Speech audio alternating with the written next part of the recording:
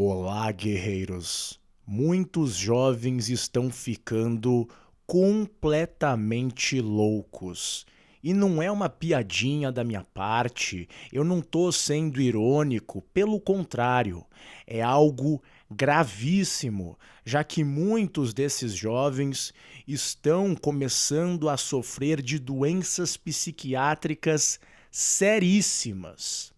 Infelizmente, muitos dos meus colegas que são da geração millennials, ou até mais velhos ainda, com 30, 40, até 50 anos de idade, de forma geral, eles olham para essa geração mais jovem e acabam dando risada, dizendo que esses jovens atuais são fracos, frouxos e todos aqueles tipos de xingamentos que vocês já devem estar cansados de escutar. Mas por alguma razão, talvez seja pelos comentários que eu recebo, eu hoje em dia tenho uma gigantesca empatia por vocês que são mais jovens, que têm menos de 20, 25 anos. E eu vou explicar aqui o porquê, tá?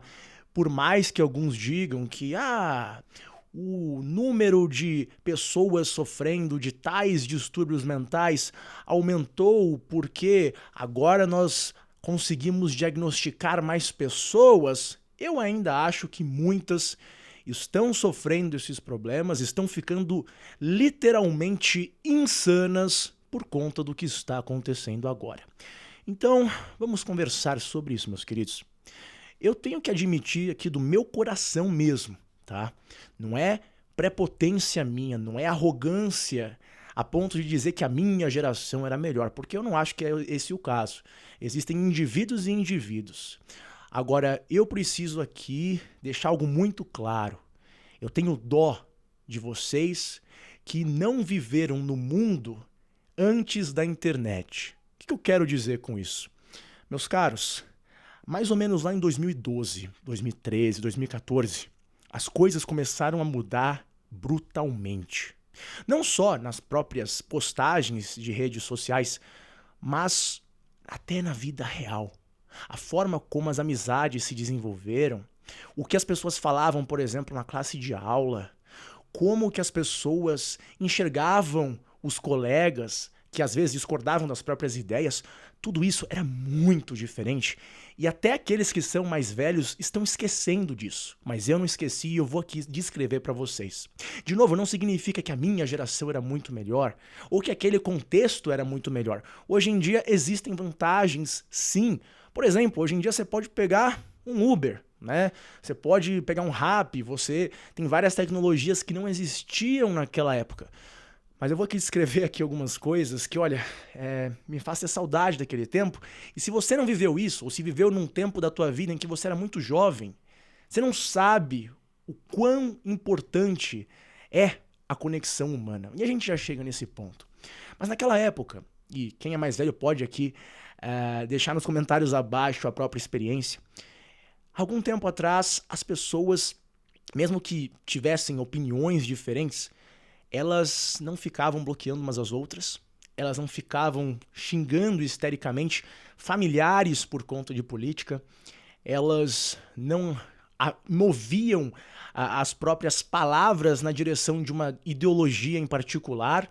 Pelo contrário, ao invés de ficar falando fora tal político ou alguma pauta ligada ao que os políticos estão falando hoje em dia, as pessoas falavam muitas vezes de novela, de futebol, de coisas fúteis, sim, mas ainda eram coisas leves. Sabe, naquela época eu reclamava, falava assim, poxa, nossa, por que ninguém quer falar de filosofia, ninguém quer falar de tal assunto e tal assunto?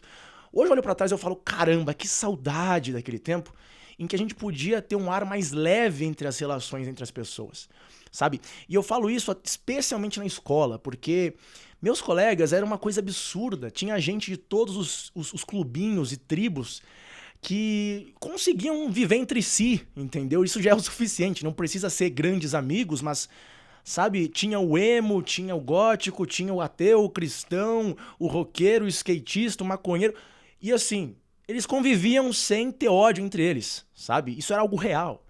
Como eu disse, não precisa ser lá uma comunhão em que todos se amam, mas Existia um respeito mútuo entre até mesmo jovens, que hoje em dia não existe mais.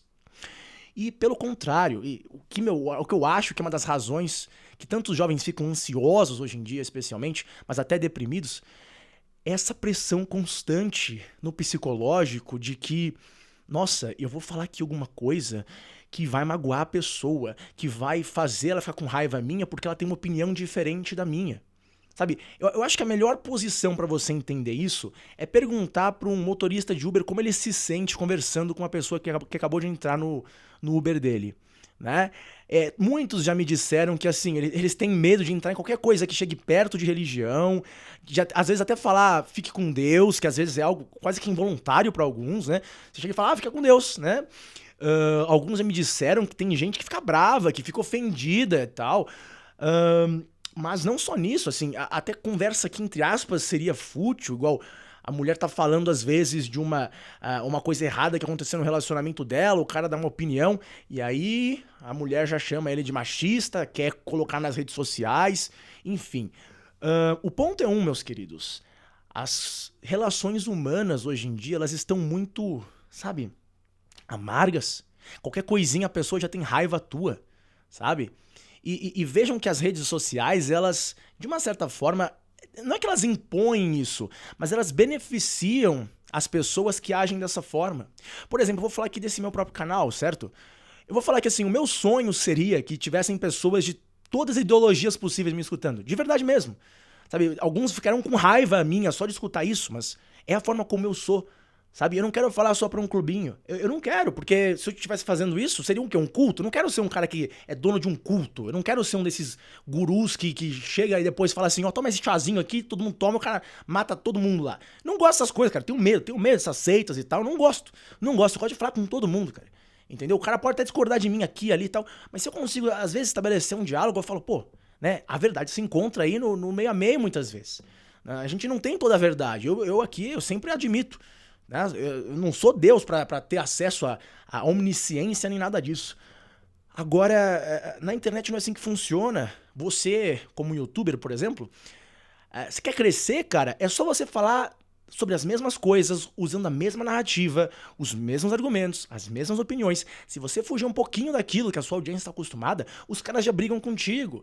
Já começam a falar, você está sendo hipócrita, você está sendo contraditório e todo o resto. Que hoje em dia nem funciona mais comigo, porque, enfim, muitos já sabem que eu não tô ligando pra nada disso. Mas isso vai pra mostrar, num nível um pouco maior, como que esses jovens lidam, às vezes, com relações humanas no mundo real.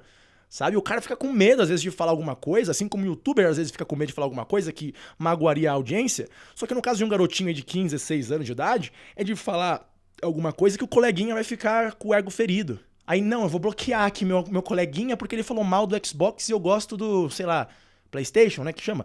Enfim, coisas bem banais do tipo. Então, assim, qual que é o efeito nesses jovens? Os caras ficam muito ansiosos, os caras ficam com medo de qualquer coisa. Entendeu? E quando a gente vai pensar na origem do medo em si, da ansiedade, assim, é uma coisa que não faz sentido. É óbvio que eu tenho dó dos caras porque eles acabam sofrendo, mas não é como se o cara estivesse lidando, por exemplo, com a ameaça de um assassino tirar a vida dele. Não, a origem dessa ansiedade, desse medo para muitos desses jovens é algo abstrato, é algo virtual. É o consenso ao redor dele das pessoas que podem discordar, que podem excluir ele, em que ele se torna uma pessoa ostracizada, entendeu? Então, por mais que seja algo virtual, algo abstrato, meus amigos, é absurdo ver o quanto esses jovens, eles têm às vezes até na própria fala, a ansiedade, o medo de magoar uma pessoa, sabe? E eu falo que eu tenho dó porque, cara, é tão bom quando você chega, fala tudo, você entendeu? Sem medo do que vão necessariamente te achar. Óbvio que a gente tem que tomar cuidado, né? Hoje em dia a coisa tá complicada. Mas, cara, não tem preço em você não ter que ficar bajulando tal grupinho, tal pessoa e simplesmente falar o que você acredita, simplesmente tentar falar aquilo que você considera ser o verdadeiro. Por mais que discordem de ti, por mais que você perca aí inscrito, amigos e todo o resto, é uma paz de espírito fenomenal. Entendeu? Agora, eu vejo esses jovens sofrendo, eu acho que uma das coisas é isso, cara. É isso, é aquele medo, assim, do cara ser, do cara sair daquele casulo que vive dentro dele. Entendeu? Então, assim, quando eu olho os meus colegas mais velhos falando assim, esses moleques aí são todos frouxos, isso e aquilo. Cara, assim, eu concordo que muitos moleques hoje em dia são muito menos energéticos, são muito menos incisivos na forma de agir que na minha geração e outras anteriormente. Mas por que eles são dessa forma? Poxa, alguns foram traumatizados ao longo da infância, da adolescência, mas não é assim trauminha, é trauma pesado do cara ficar com medo de falar uma palavra errada. Do cara, assim, entrar em uma crise de pânico porque começam a falar que vão cancelar ele, entendeu? Não é à toa que alguns desses moleques chegam a ponto de acabar com a própria vida por conta desses cancelamentos, por conta dessas perseguições que fazem. Então, assim, não é uma coisa que a gente deve olhar e falar assim, que trouxa. Meus amigos, a dor psicológica, a dor de ferir o ego, de ferir a reputação de uma pessoa, especialmente quando a gente tá falando de um adolescente, né? O adolescente ainda não tem aquele desenvolvimento, aquela maturidade para não ligar para a opinião dos outros, né? Até alguns adultos jovens, assim, de 20 e poucos anos, o cara ainda não tem aquela, sabe, aquele negócio, aquele, assim, não ligo o que vocês falam de mim, eu sou ferrado mesmo, pra não usar aquele outro termo, sou ferrado mesmo, não ligo, pode falar o que você quiser. O cara que é jovem ainda ele não tem esse tipo de coisa. Então o que efetivamente acaba acontecendo? O cara fica literalmente traumatizado, cara. É um trauma psicológico constante. E a gente, na sociedade ocidental especialmente, dá muito valor ao quê? A dor física, né? A morte física. Desconsiderando todo esse aspecto psicológico, esse aspecto emocional, até mesmo, você pode falar espiritual, em que alguns desses moleques são rebaixados, até meninas também, né? A gente tem que ser justo aqui, rebaixados durante a vida inteira. Colocados ali dentro do casulo. Nossa, você não pode falar isso, não pode fazer aquilo e tal. O cara entra em paranoia, entendeu? Então eu lamento escutar tantas e tantas vezes, né, relatos de inscritos, até de alunos, chegando e falando assim, Nilma, eu tô viciado em ansiolítico, especialmente Rivotril. Cara, me dói o coração, porque eu sei que esse remédio é o capiroto na terra. O cara que fica viciado nisso daí é complicado. Eu já até soltei lá no meu Telegram, inclusive se você não faz parte do grupo do Telegram, faça parte, é um grupo exclusivo, conteúdo de qualidade e é de graça. Tá? Você não quer entrar na minha plataforma exclusiva, onde tem aulas fenomenais? Tudo bem, vai lá no grupo de Telegram pelo menos, que você vai ter mais informações do que aqui no canal de YouTube, porque não dá pra falar tudo. Mas enfim, eu soltei um dia um áudio que eu tava conversando com uma pessoa que eu admiro bastante, que por um tempo da vida, o cara quase se destruiu completamente por conta desses remédios. Por conta de remédio pra dormir, ansiedade e todo o resto. Então, pensa nesses moleques aí que às vezes tem 13, 14, 15 anos. Já recebi, literalmente, relato de um moleque de 13 anos de idade que tava viciado em Rivotril.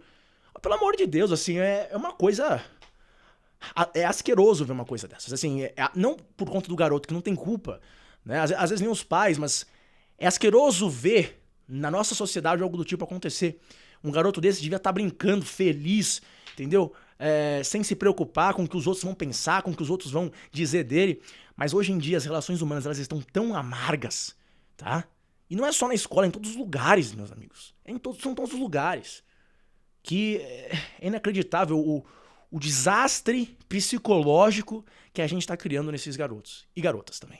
Né? E as redes sociais são assim, a cereja em cima do bolo. Né?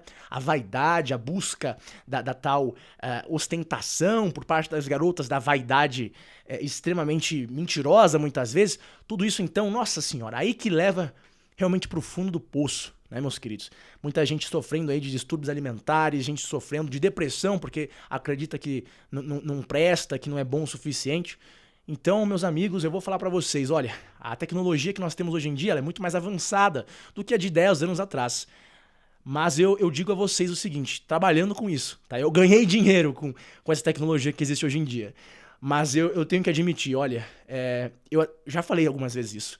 Eu me arrependo de ter construído alguns dos projetos que eu construí, que hoje em dia são usados, por exemplo, por Facebook da vida e todo o resto, porque, meus amigos, eu fico olhando e falo, o que eu fiz? O que os outros engenheiros como eu fizeram? Porque o pior é esse lado aí psicológico e espiritual dos jovens. Eu fico ali olhando falando assim, como esse moleque vai ser quando ele tiver 30 anos, 40 anos, se é que vai estar vivo. É uma coisa que parte o coração, mas fiquem fortes, tá? Eu tô aqui fazendo esses vídeos tentando me redimir do pecado de ter participado desses trabalhos aí, fazendo algoritmos que hoje em dia são usados de forma errada. Não sabia que iam usar dessa forma, mas eu lhes digo, tenham fé, se não acreditam em Deus, no mínimo na sua própria capacidade de enfrentar esses demônios, certo? Não é papo de coach, aqui é realidade. Tudo pode ser resolvido na vida, tá? Muitas vezes a solução para esse tipo de ansiedade, de loucura e todo o resto é se afastando da origem do problema. E muitas vezes, como eu disse, é a própria tecnologia. São as redes sociais, são as tecnologias. Então, até se você fica ansioso assistindo esse meu vídeo aqui agora, desliga, meu filho. Desliga e vai meditar. Medite mesmo, assim, não é brincadeira, não é. Meditar, isso vai realmente resolver muita coisa. Mas, acima de tudo, também é se distanciar dessa origem que leva muitos a ficarem literalmente loucos. Não se esqueçam de se inscrever se ainda não se inscreveram e eu vejo vocês no próximo.